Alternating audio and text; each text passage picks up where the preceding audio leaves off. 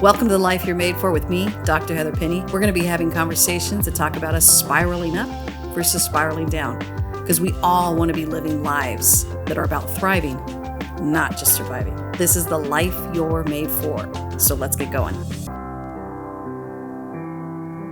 Hello, friends. It's so good to have you join me here today. Just really excited to be talking to you about something that has impacted my life, influenced the individuals and groups that I've worked with, but it's something personally that I have developed, and I want to share it with you because it is it has changed my work and really the way I enter into spaces and circles. So I want to offer it to you because I think it will really support you, that as you step into the life that you're made for, you're not drifting. It's a way to live with intentionality and to create the spaces around you that go beyond just being safe spaces, but being, spaces of grace. And it's this idea of what I call inviting in and shutting down, or inviting in and rejecting is probably a better way to say it.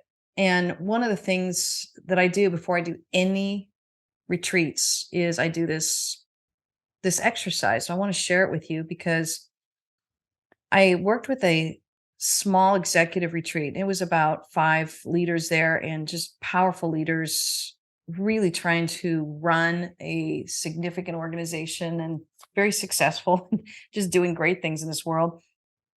And so I said, okay, before we jump into our 4 days together here, what is it that you want to invite in? And I have them all just kind of go around and just write down a couple bullet points. And then I ask them what they want to reject. It's so powerful to do this as a group because you help people own their own personal power of what they want to invite in and even just what they want to reject. And it reminds them that if we don't do this and live with intentionality, we're actually drifting into spaces that we don't want to be a part of. And we don't really own the energy we bring into that room or the power that we have to influence that energy. So for this group, this executive retreat I'm thinking of in particular, it was so moving to hear what it is they wanted to invite in. And it was clarity and vision and partnership and collaboration and clear communication and confidence and courage. And it was these powerful things that they were able to say out loud. And I said, okay, what do you want to reject? Well, here's the thing that we do when we want to reject something. We kind of know what it is that we are working on. So they are all saying, I want to reject defensiveness. I want to reject confusion, anger, frustration, lack of clarity, misguided vision, and isolation, I think was another one. But it was so powerful because how do you think that retreat went? When everybody showed up and articulated and owned their own power and the energy that they're going to be bringing to this, we had a very intentional retreat, and we were very much on the same page. You hear me talk about mind, body, heart, spirit. Well, this is like a mind and a heart and a spirit exercise to make sure everybody in that room is on the same page of what we want to invite in and what we want to reject. We know there's going to be hard conversations that we might probably need to have. There's going to be some challenging things that we need to address, but knowing that we are all aligned with how we want to do it makes all the difference. So it was a phenomenal retreat. I did this with a leadership retreat where it was a much larger group. It was about 20 of us, and I did the same exercise. These people had been working hard, and probably, I think, at least 3 years since they'd had a retreat together. So one of the big things that the executive leaders really wanted to offer their leadership team was really some fun. And it was so powerful because they showed up at this retreat and I said, what do you want to invite in? And one of the first words they said was, we want to invite in fun. I'm like, I love it. We need fun in order to do rest and make sure that we grow our clarity. But as we went down the list, it really grew into what we're inviting in: compassion, care, empathy, vision, connection, clarity for next steps. And these are things that they're looking for as a leadership team. They were able to not only articulate, but then be able to say, I want to stand in this, I want to offer this, and I want to be a part of this kind of space. When I asked them what they wanted to reject, it was things like boredom, frustration, unkindness, lack of empathy. um, defensiveness, confusion. Side note, I've noticed defensiveness and confusion shows up a lot with what people are rejecting. What I love about this is, again, we're all owning what it is that maybe we have a tendency to do when things get hard. And we're saying, I don't want to offer that. And instead of offering defensiveness, I want to reach for kindness or empathy or curiosity. So, again, what kind of retreat do you think we had? It was amazing. With fun being at the top of the list, I remember just doing some fun activities and some games, and it was just really fun to see them play and laugh together. And then we'd move into a serious discussion time and to see them really bond and connect with one another. It was a powerful retreat. And yes, I showed up and offered the content. And yes, I was able to coach and lead it. But I want to say I invited them into that space to own it with me. So it's a way that I collaborate and share that space and honestly the responsibility of that space as a leader. I think as leaders, if you're leading a company or a small group, or if you're leading your home, I don't care what it is you're leading. Most of us are leading something in this world.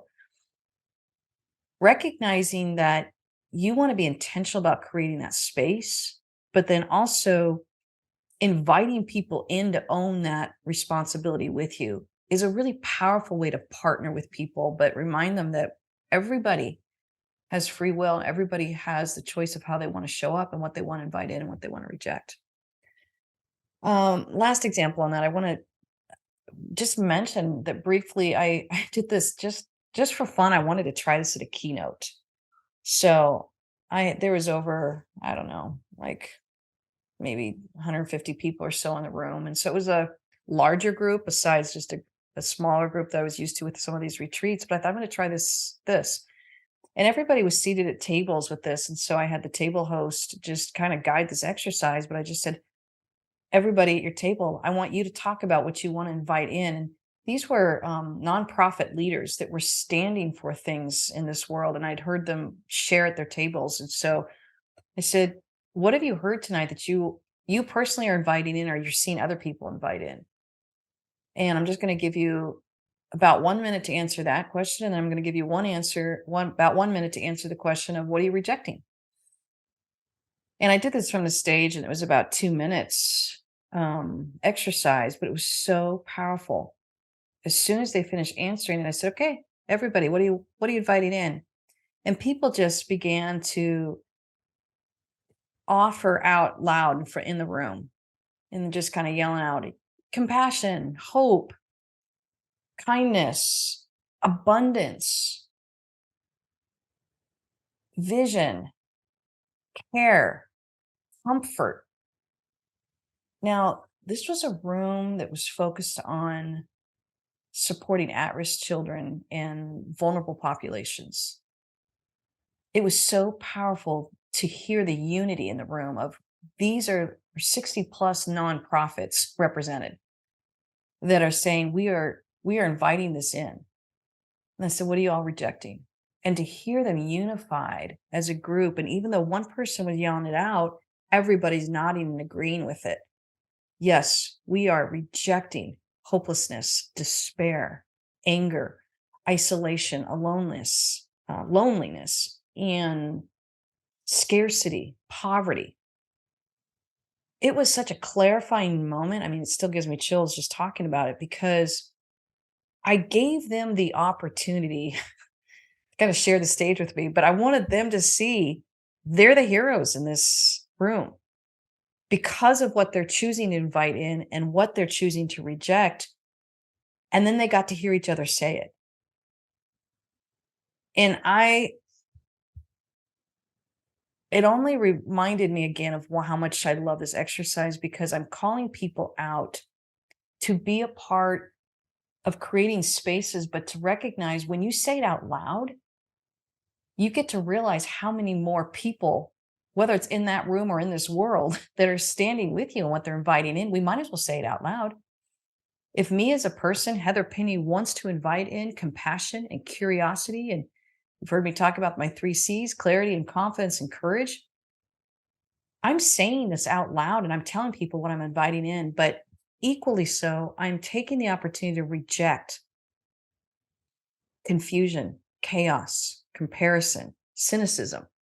These are some of the enemies to clarity, confidence, and courage. And words have so much power. So, how we are naming the presence of what we're showing up in this life, in this space, or whatever it is we're leading, whether it's in your professional workspaces or in your personal workspaces, we can still show up with an intentionality and say the words out loud. And the reason I'm emphasizing this, and I wanted to do a podcast on this, is because I think you don't understand. I don't think we understand as humans the power that we hold within us 24/7, 365 days of the year. And oftentimes we kind of just live almost as a victim of other people's spaces or circumstances. We don't realize that we can carry our space with us. We can carry it with us. We can offer it. We can invite people into it, almost like a bubble that we carry around us. And so, how we choose to simultaneously invite in while rejecting isn't powerful for just a group moment or a exercise you might be leading with your team or something you do with your kids at home. I want to remind you that it's something you get to do all the time. And I think understanding that you have this power empowers you to do it, but empowers other people to do it. I just keep telling people you have a choice of how you want to show up in this world and how you want to show up in a space. But more importantly, you have a choice of how you create that space. We can do better than beyond just creating safe spaces. We can create spaces of grace that are really intentional about what we invite in and what we're rejecting.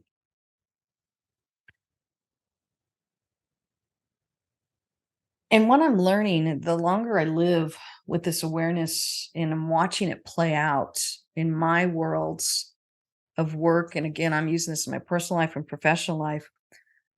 But there's a couple things that happen if we don't have this intentionality. I'm realizing we drift into something else that we don't want to be offering, particularly if we're tired or low blood sugar or burned out or just we're tired of giving. We're fatigued with whatever it is that we've had to face that day. It creates us in a vulnerable space that we're in. And I want to say the more intentional you are about what you're inviting in, the more that helps mitigate some of these vulnerable spaces that allow you to just drift into the strongest person in the room or reacting against something that you don't like. And I think it allows us to stay in the driver's seat, get the results that we want. I know the results that I want going into a leadership retreat. I know the results I want going into a difficult conversation or a very needed conversation. I know the results I want when I get up and do a keynote. So why not say it out loud? For this podcast, what I'm inviting in is truth, wisdom, and empowerment. What I'm rejecting is cynicism, confusion, and disregard. Because as we step into our lives, understanding that we have this power changes everything. It changes who you choose to become, but it changes the spaces that you create around you and you begin to create this ripple effect around you. People want to be a part of what we're inviting in. People want to be a part of standing against what we're rejecting. There's this relief that we create a very high level of comfort if we are upfront and transparent about what we're inviting in and what we're rejecting. It builds this level of trust with you and with the world. So my encouragement is to say it out loud. Tell people what you're inviting in. Tell people what you're rejecting. With your groups, invite them in to join you with this. Just take a few minutes at the beginning of each group before you start that event or that project and give everybody an opportunity to say what they want to invite in. Watch the energy go up in the room. Watch the unity go up in the room. and then simultaneously watch what everybody is going to be on guard for that they don't want to have in the room. None of us want to be defensive. None of us want to live in confusion. It just kind of happens. So why don't we get a little bit more assertive of saying, yeah, let's reject this. And then what happens, and I got to see this happen in the leadership retreat, when the confusion came, I saw people reaching for these things that we were inviting in, like curiosity, compassion, empathy, versus defensiveness or anger or frustration, because we'd already stated it out loud of what it is that we wanted to be about.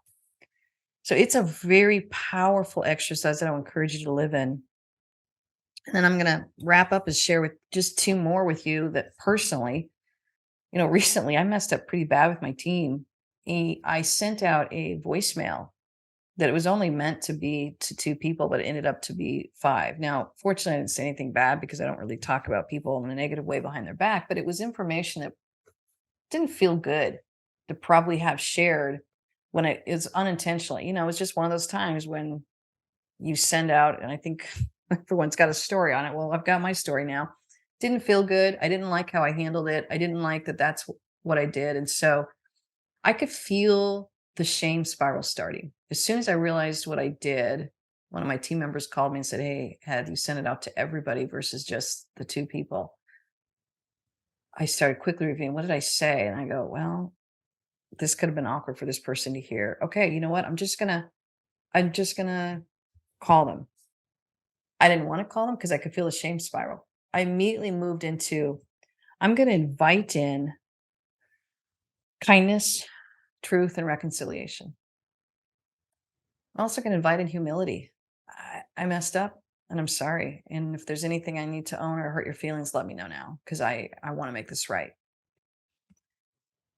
I rejected unforgiveness, shame, and guilt.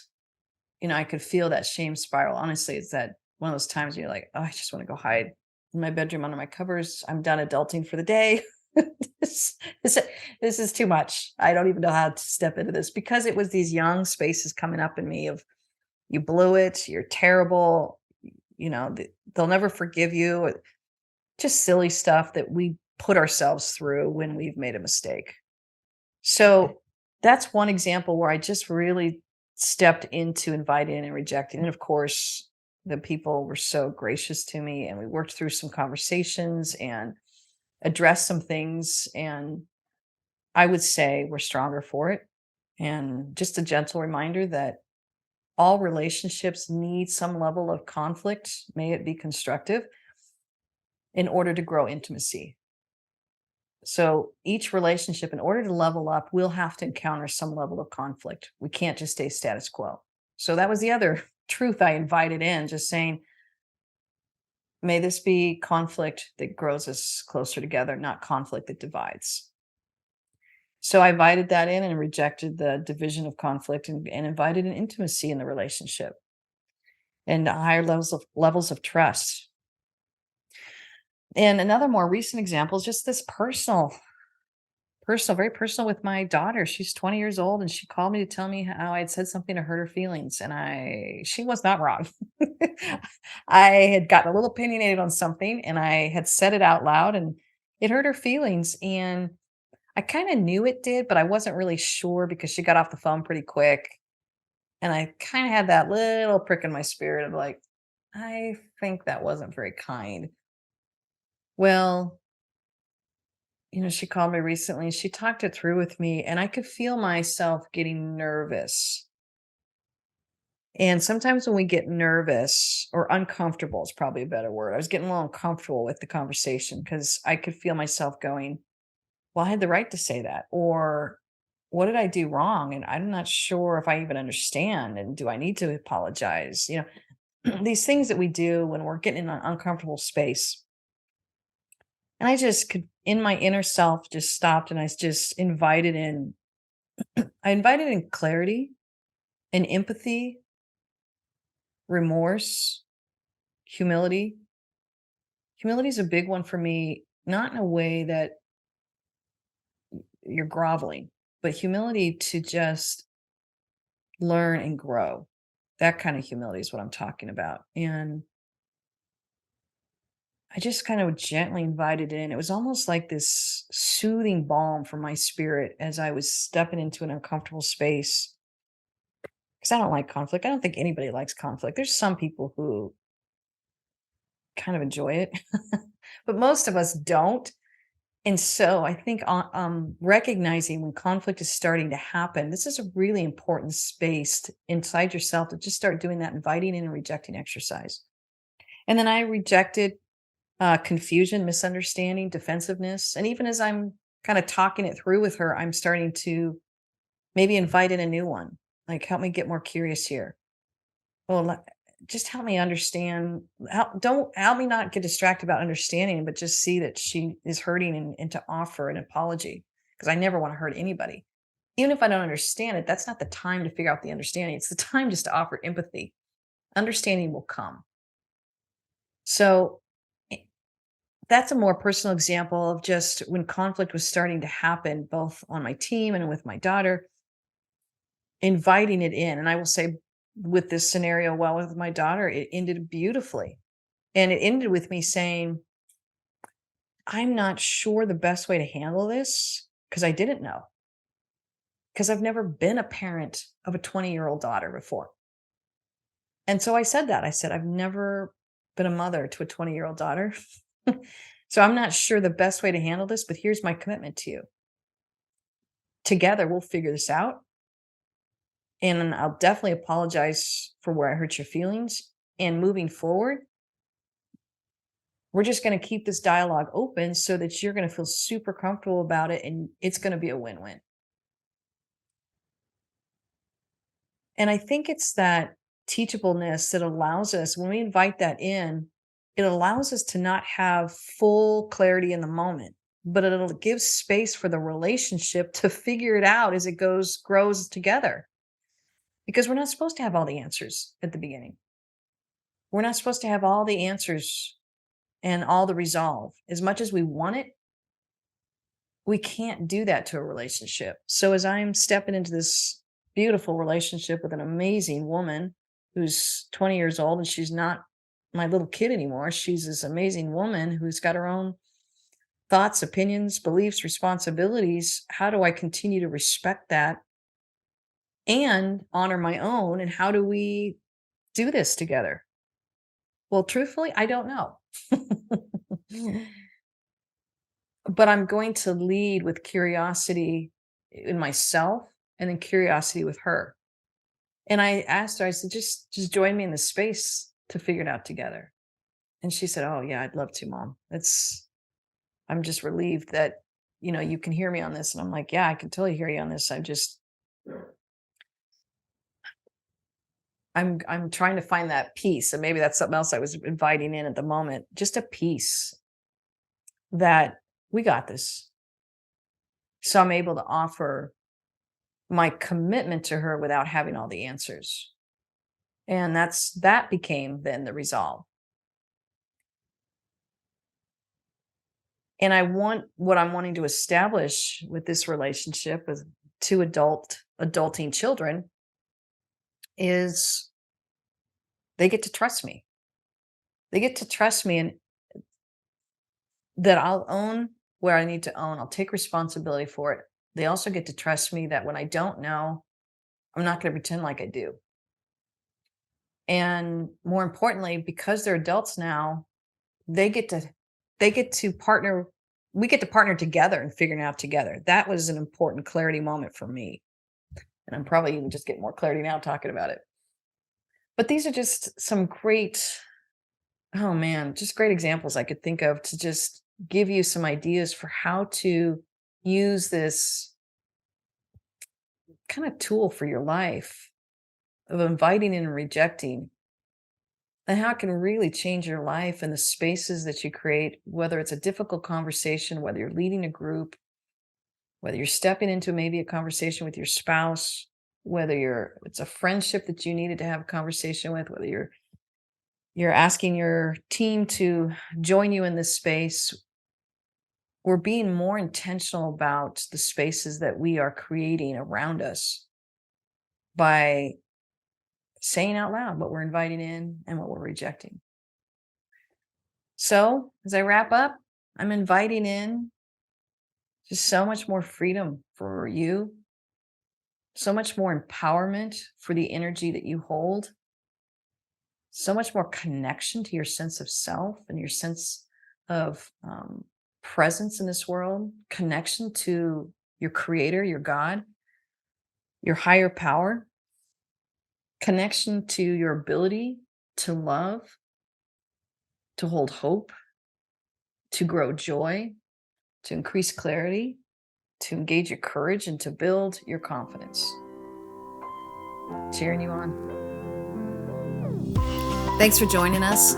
We had such a great time today. And obviously, we are all stepping into this life that we're made for. But isn't it nice to have a little bit of support along the way? If you want to find out more about the life that you're made for, come find me at heatherpenny.com. Go ahead and subscribe. Give us a review. That really helps us out and helps spread the word. You get to step into the life that you're made for. Cheering you on.